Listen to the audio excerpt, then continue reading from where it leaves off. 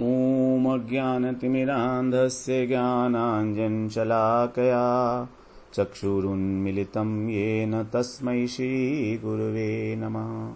वाञ्छाकल्पतरुभ्यश्च कृपा सिन्धुभ्येव च पतितानां पावनेभ्यो वैष्णवेभ्यो नमो नमः। नमो महावदन्याय कृष्णप्रेमप्रदायते कृष्णाय कृष्णचैतन्य नाम्ने गौरत्विषे नमः। हे कृष्ण करुणा सिंधो दीनबंधो जगत्पते गोपेश गोपिका कांत राधा कांत नमोस्तुते। तप्त कांचन गौरांगी राधे वृंदावनेश्वरी वृषभानुसुते देवी प्रणमामि हरिप्रिये।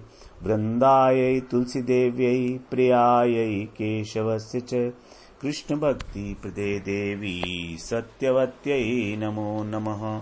श्री कृष्ण चैतन्य प्रभो नित्यानंद श्री अद्वैत गदाधर शिवासादि गौर भक्त वृंद। हरे कृष्णा कृष्ण कृष्ण हरे हरे हरे राम राम राम हरे हरे। हरे कृष्णा। सर्वप्रथम मैं अपने गुरुपाद पद्म ओम विष्णुपाद अष्टोत्तर शत श्री श्रीमद् भक्तिवेदांत माधव गोस्वामी महाराज के चरण कमलों में अनंत कोटि दंडवत प्रणाम ज्ञापन करता हूँ। हम लोग श्रीमद् भगवद गीता का 16वें अध्याय का 2 श्लोक श्रवण कराए हैं। आज हम तीसरा श्लोक श्रवण करते हैं जिसमें भगवान दैवी संपदा के विषय में ही बता रहे हैं।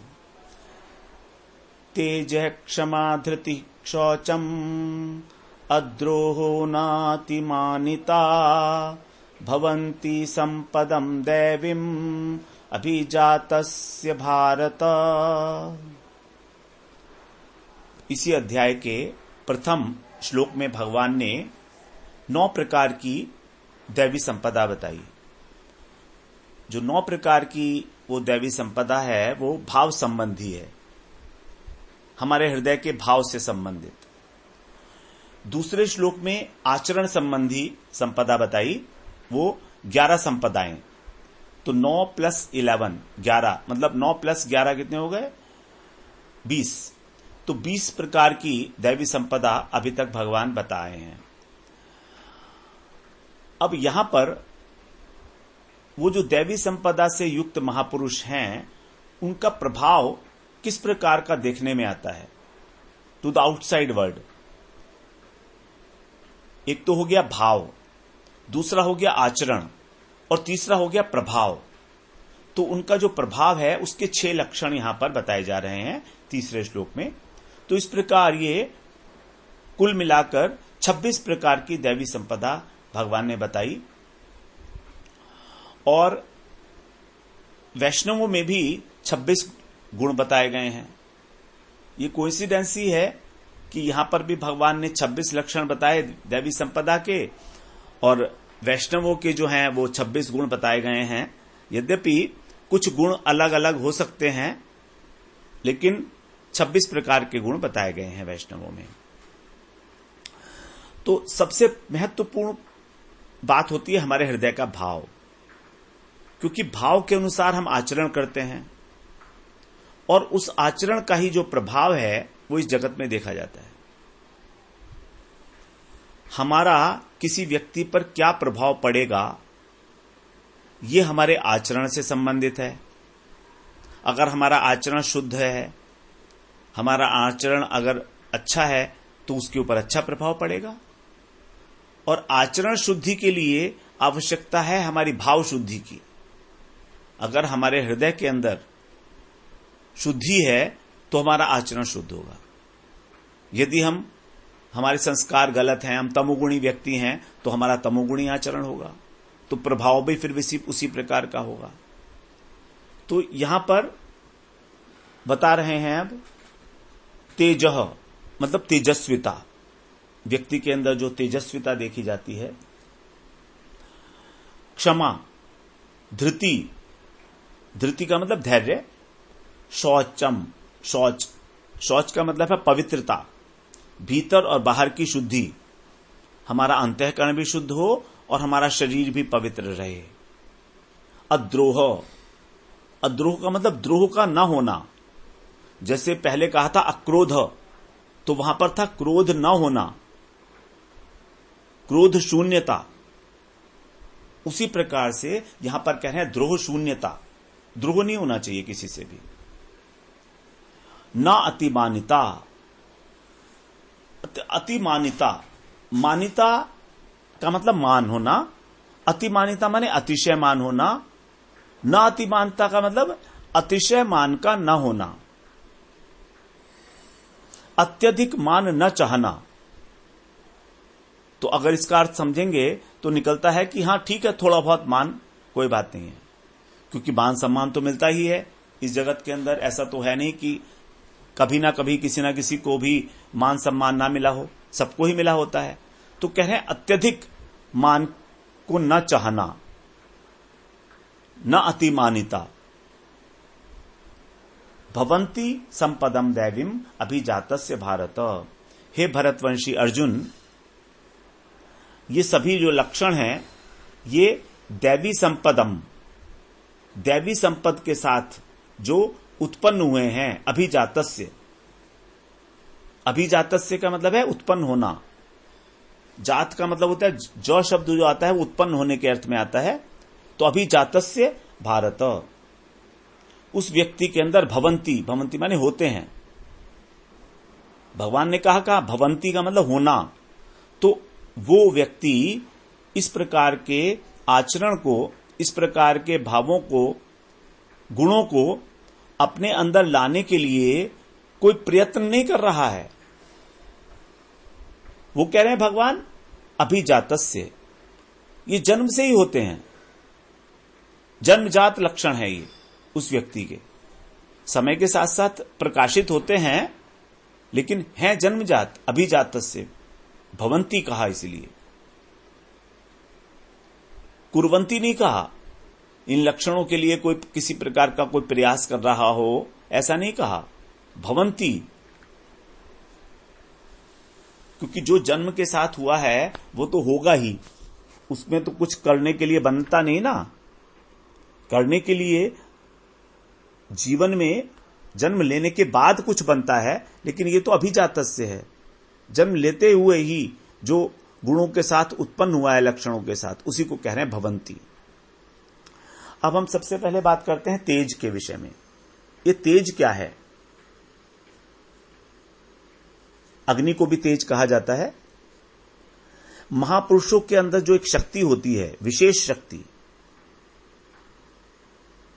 जिससे उनके संपर्क में जो भी व्यक्ति आता है, कोई साधारण व्यक्ति हो या कोई विषयी व्यक्ति हो, वो भी अपने दुराचरण को छोड़ देता है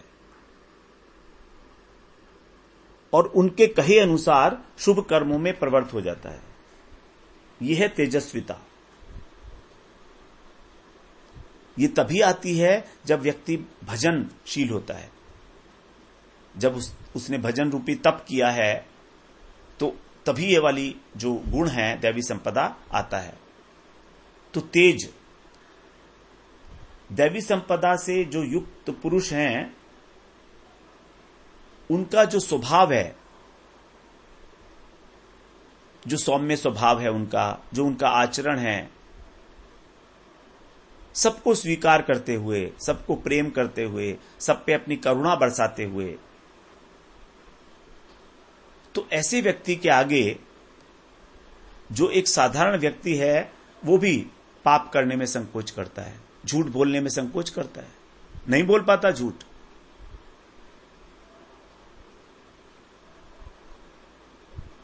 उसकी अनायास ही मनोवृत्ति बदल जाती है केवल उनके दर्शन मात्र से। बड़ी महिमा है साधु पुरुष के दर्शन की, महापुरुषों के दर्शन की। और फिर जिन्होंने भगवत प्रेम की प्राप्ति की है, उनके दर्शन की तो बात ही क्या। तो ये परिवर्तन चाहे उसमें थोड़े समय के लिए ही आए, लेकिन आता जरूर है। उसको लगता है कि हां, इनमें कोई खास बात है।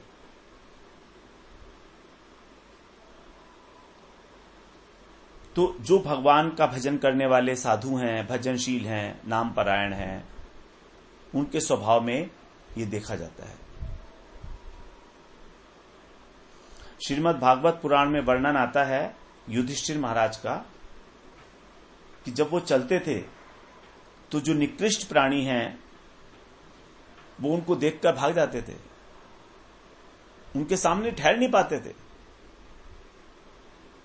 और अच्छे व्यक्ति जो थे वो उनको दाहिने करके चलते थे, क्योंकि जो श्रेष्ठ पुरुष हैं उनको अपने दाहिने ही रखना चाहिए हमेशा। जब प्रसाद के लिए पंक्ति बैठती है तो उसमें जो श्रेष्ठ पुरुष हैं उनको अपने दाहिने ही रखा जाता है।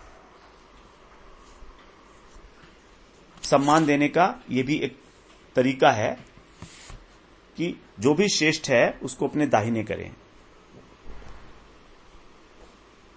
तो प्राणी मात्र का जो अंश है वो है जीव। प्राणी मात्र जो है वो भगवान के अंश हैं, और विशेष रूप से जो भक्त हैं वो कभी किसी के दबाव में आकर उन्हें गलत काम नहीं करना चाहिए। जो भगवान का भजन कर रहे हैं उनको कभी भी किसी के दबाव में आके गलत काम नहीं करना चाहिए। अग्नि के समान तेजस्वी होना चाहिए उनको। जो गलत काम करने के लिए कह रहा है अथवा प्रेरणा दे रहा है उसको तुरंत डांट दो कि तुमने ऐसी हिम्मत कैसे की मुझसे कहने की। इस प्रकार की जो तेजस्विता है हमारे जीवन में होनी चाहिए। भगवान ने 7वें अध्याय के 10वें श्लोक में ही इस तेजस्विता को अपनी विभूति बताया है। बुद्धिर बुद्धिमतामस्मि तेजस तेजस्विना में हम, कि तेजस्वियों के अंदर जो उनका तेज है वो मैं हूं, और बुद्धिमान के अंदर जो बुद्धि है वो भी मैं हूं। तो जो भी इस जगत के अंदर श्रेष्ठ वस्तु है, श्रेष्ठ भाव है, श्रेष्ठ व्यक्ति हैं, वो सब भगवान की ही विभूति है।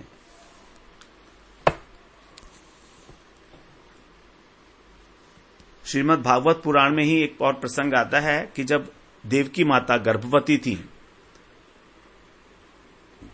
जब भगवान उनके गर्भ में आए अष्टम गर्भ के रूप में,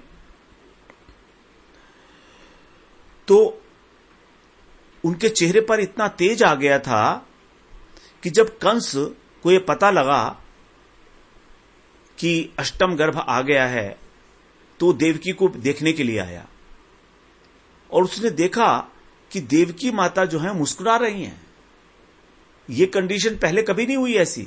वो हमेशा डरी हुई होती थी कि एक कंस मुझसे बच्चे को छीन लेगा, लेकिन यहां पर उसमें प्रसंग आया है कि देवकी माता मुस्कुरा रही हैं, चेहरे पर कोई भय नहीं है उनके।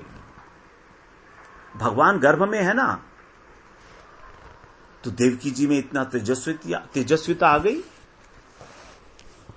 और वो ये सोचकर आया था कि यदि भाई कंस तो क्रूर व्यक्ति है, वो तो जानता था कि इनका अष्टम गर्भ मेरा जो है वो अंत करेगा, मेरी मृत्यु का कारण है।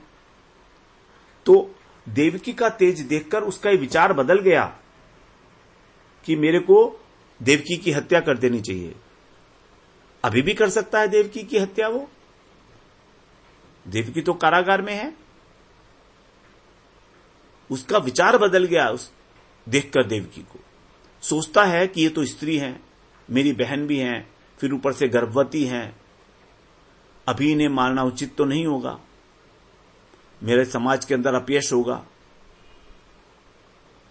हर प्रकार से, और वसुदेव जी तो सत्यवादी हैं ही, इसलिए मुझे डरना क्या। तो देवकी जी के तेज से प्रभावित हुआ वो और वापस लौट गया। तो कंस जैसा क्रूर व्यक्ति भी भगवदीय तेज के आगे ठहर नहीं पाता। फिर आगे बताए क्षमा। हम लोग क्षमा के विषय में चर्चा तो कर आए हैं 10वें अध्याय में भी, वहां पर भी भगवान ने गुण बताए थे, अहिंसा, क्षमा इत्यादि। तो क्षमा का अर्थ है बिना कारण अपराध करने वाले को भी, एकाग्रता से सुने इसे, बिना कारण अपराध करने वाले को भी समर्थवान होते हुए किसी प्रकार का दंड न देना और उसको दंड न दिलवाना किसी और से भी। कभी हम किसी और से कहें कि भाई मैं तो तुम इसको दंड नहीं दूंगा, तुम दंड दे दो, तो दोनों भाव नहीं आना चाहिए। ना तो दंड देने का भाव आए और ना दंड दिलवाने का भाव आए। सामर्थ होते हुए और बिना कारण अपराध करने वाले को भी। कई सारी कंडीशंस हैं क्षमा में, यह साधारण चीज नहीं है। किसी भी प्रकार की बदले की इच्छा ना हो, तभी ऐसा होगा जब हम अपराध को अपराध ही ना माने उसके।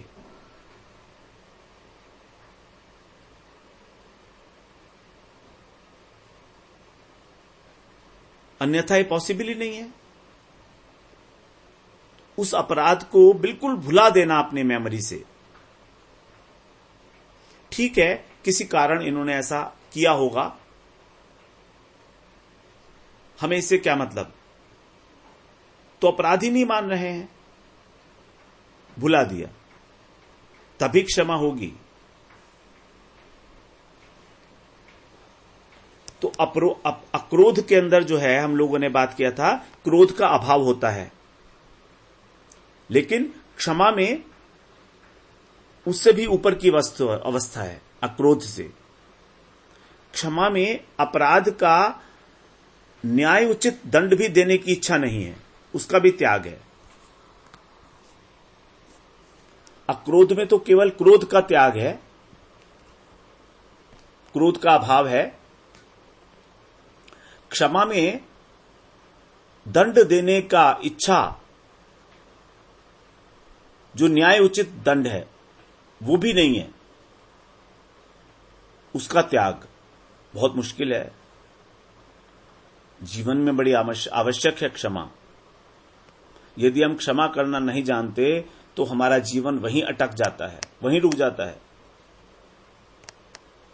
हम उस व्यक्ति के अपराध याद करते रहेंगे और अपना पतन करते रहेंगे। संस्कृत के अंदर क्षम धातु है, उसका अर्थ होता है शक्तिशाली। क्षम, जैसे हम कहते हैं ना सक्षम, वह व्यक्ति सक्षम है, मतलब उसमें शक्ति है, सामर्थ्यवान है, वो ये काम कर सकता है। तो क्षमा करना कमजोरी की पहचान नहीं है।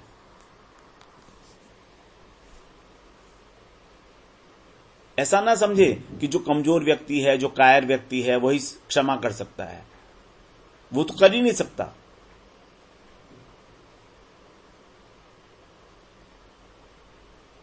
तो ये जो गुण हैं, ये सामर्थ्यवान का ही है, और यदि हम क्षमा नहीं करते किसी को तो वहीं अटक जाते हैं।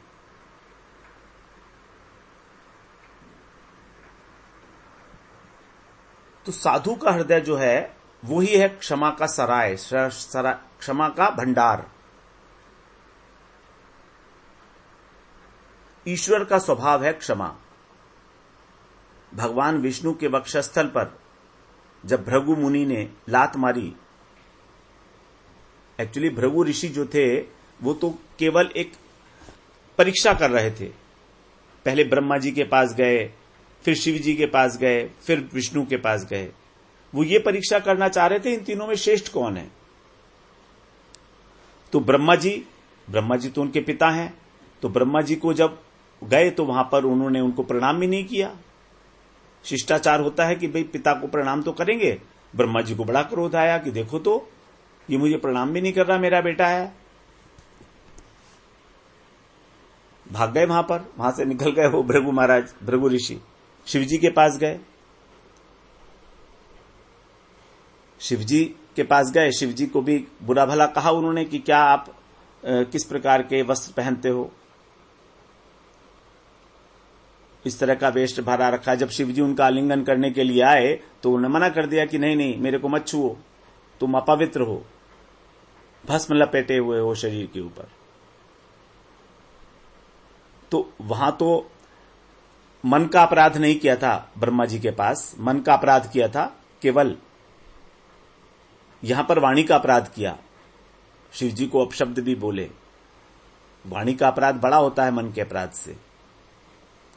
तो शिवजी भी अपना त्रिशूल लेके उनको मारने के लिए दौड़े।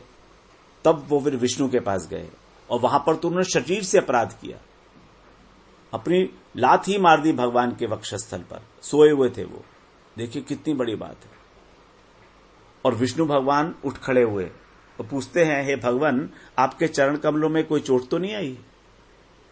मेरा वक्षस्थल कठोर है, पत्थर की भांति है, आपके चरण कमलों में चोट तो नहीं आई? अवश्य आपके चोट आई होगी। इस प्रकार से फिर भृगु ऋषि ने क्षमा मांगी, कहा उनसे कि किस लिए मैं ये सब किया है। तो उसी चिन्ह को भगवान आज भी धारण करते हैं अपने वक्षस्थल के ऊपर श्रीवत्स के रूप में। तो जो सामर्थ्यवान है वही क्षमा करना जानता है, जो वैष्णव है वही क्षमा कर सकते हैं, जो बड़े हैं वही क्षमा कर सकते हैं। क्षमा बड़न को चाहिए, छोटन को उत्पात। तो छोटे तो उत्पात करेंगे ही करेंगे, लेकिन बड़े को तो क्षमा करना ही चाहिए।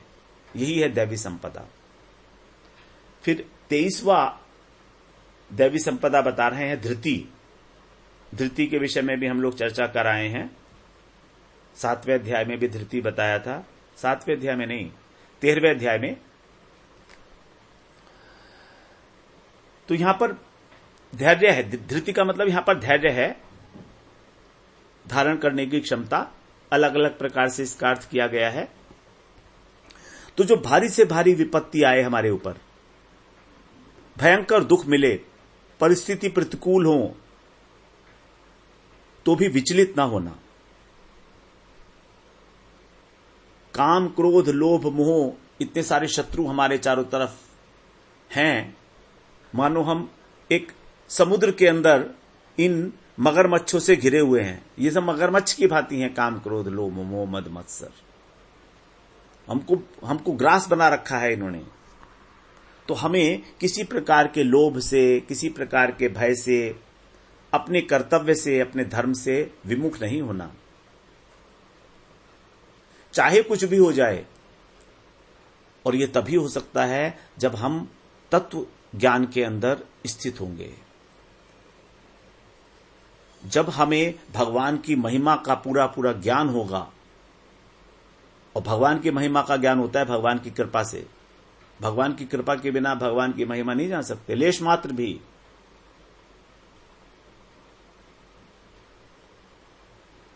तो इस प्रकार धैर्य को धारण करना, धृति का अर्थ है धारण करना। ये जो जीवन का बिखराव है उसको रोकती है। जैसे हमें कोई भी कार्य जोश में नहीं करना चाहिए, क्योंकि जोश बहुत जल्दी ढीला पड़ जाता है। जोश की जो उम्र है वो बहुत कम होती है। जैसे क्रोध है, क्रोध ज्यादा देर तक नहीं किया जा सकता, उसी प्रकार जोश भी बहुत अधिक देर तक नहीं किया जा सकता। तो जोश में होना इंपॉर्टेंट इतना नहीं है जितना होश में होना। तो धैर्यपूर्वक सोच समझ के ही कोई कार्य हमें करना चाहिए। धृति का अर्थ हो गया अपने को रोकने की शक्ति। अब चाहे कहीं भी लगा लो इसे, अपने को रोकना। हमारे मन, प्राण, इंद्रियां, इनको धारण करती है धृति। भगवान 18वें अध्याय में तो इसकी परिभाषा बताएंगे ही। 3 प्रकार की धृति, सात्विक, राजसिक और तामसिक। तो वहां बताएंगे, धृत्यायया धारयते मनः प्राणेन्द्रिय क्रिया। धृत्यायया धारयते, धृति वो है जो धारण करती है। किस चीज को धारण करती है? मन की, प्राणों की और इंद्रियों की क्रियाओं को। Very very important thing. हमारा मन जो क्रियाएं करता है, हमारे प्राण, हमारी इंद्रियां, इनके अंदर जो उच्छृंखलता है, जो चपलता है, जो चांचल्य है, उसको रोकना है। मन की चंचलता को रोकना, इंद्रियों की चंचलता को रोकना, प्राणों की चंचलता को रोकना, यही है धृति।